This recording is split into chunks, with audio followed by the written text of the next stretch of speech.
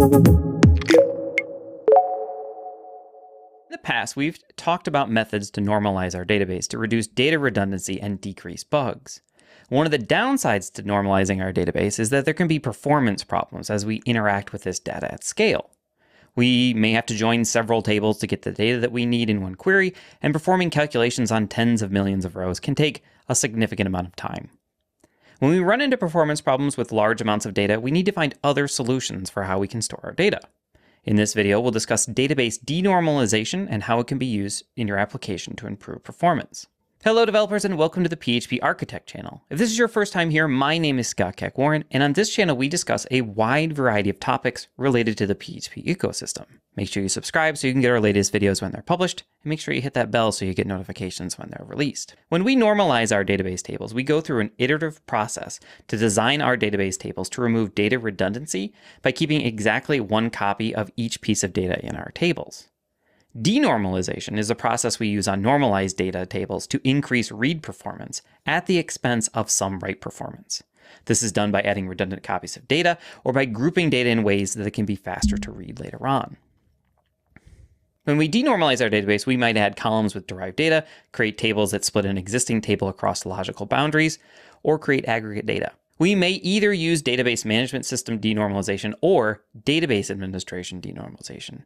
Database management system denormalization is when our database management system provides support to denormalize the data automatically, while database administrator denormalization is when we have to manually store and update the data logically. So denormalization is a great solution for any kind of data that gets updated infrequently or data that is part of a report that needs to display very quickly.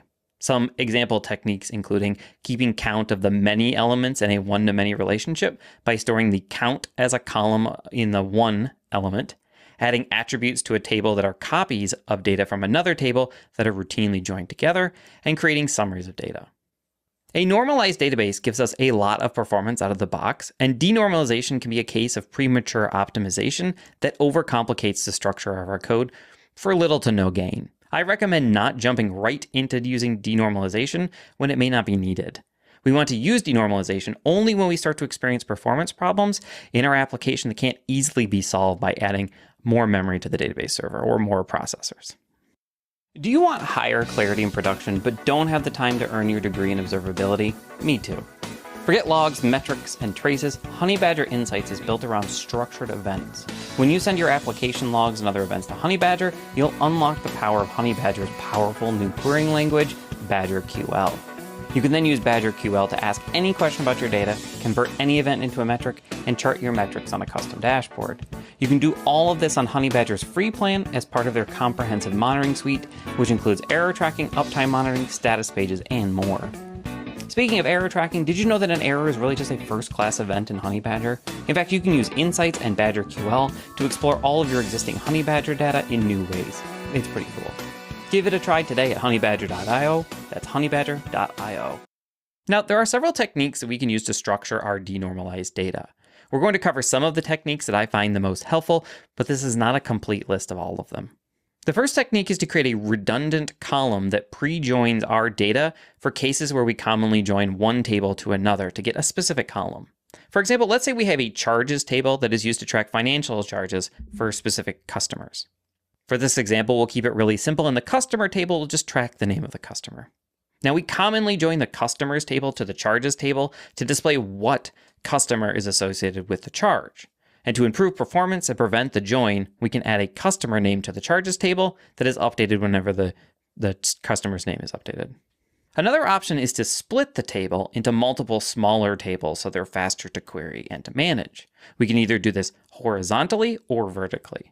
When we split a table horizontally, we make multiple duplicate copies of the table with the same columns, but then split the data based on customer, region, location, department, or any other kind of logical separation.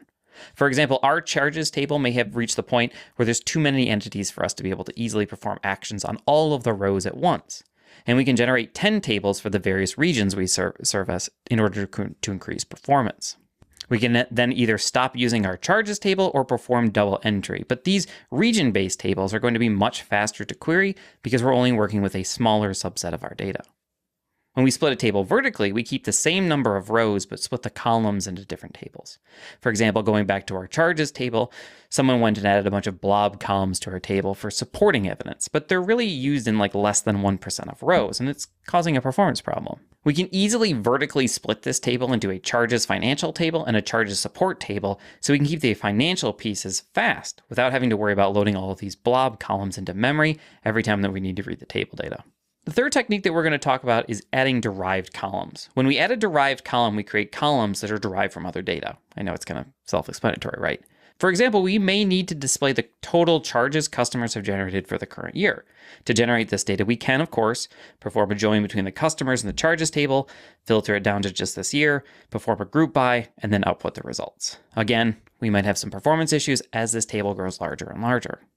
To increase performance, we can add a specific column to our customers table and then store the results there to increase the query speed. And then we only have to update it once or twice a day. Next, we get to mirrored tables. When we create a mirrored table, we create a full or partial copy of a table, but stored in a specific location that is specifically optimized for faster query performance. For example, we may have a separate database server set up to perform analytics on our data. By having it separated, it can then perform faster and won't affect the workload for the rest of the system. Finally, we can use materialized views, which are basically a result of a query. These are typically queries that aggregate data together and can either be generated manually or using built-in database management system support. An example of this is we could create a materialized view that keeps track of the year total to date by customer and then update that every so often, but it just acts like a normal table. If your database management system doesn't support materialized views, it's very easy enough to implement by creating a cron task that regenerates the data. So now that we have a basic understanding of how to store the data in a denormalized fashion, you might be wondering how we can generate this denormalized data. Depending on your needs, you can have the data generated for the denormalized data using scheduled jobs, using a database trigger, or even inside your application's internal logic. A lot of it is going to have to do with how real-time you need that denormalized data to be. Are you happy with it only updating once a day? Then cron is going to help you. Do you need the data to be up to date immediately? Then event sourcing might be the right fit. We do a combination of techniques depending on what we need for each piece. As a recap, database denormalization is a process of creating redundant copies of data to improve read performance. You should only use it when you absolutely need it. And there are several techniques on how to create denormalized data. I hope you enjoyed our video. If so, make sure you subscribe, comment, share, and like, as it does help others find our video. Other topics that you'd like to see us cover, let us know in the comments section below, or send me a message on phpc.social @ScottKeckWarren.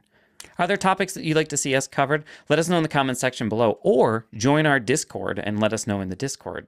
We would love to hear how we could help you, and it always brightens my day when I hear from a fan. This is Scott Keckwarren for the PHP Architect YouTube channel signing off and reminding you to keep watching, keep coding, and keep reading.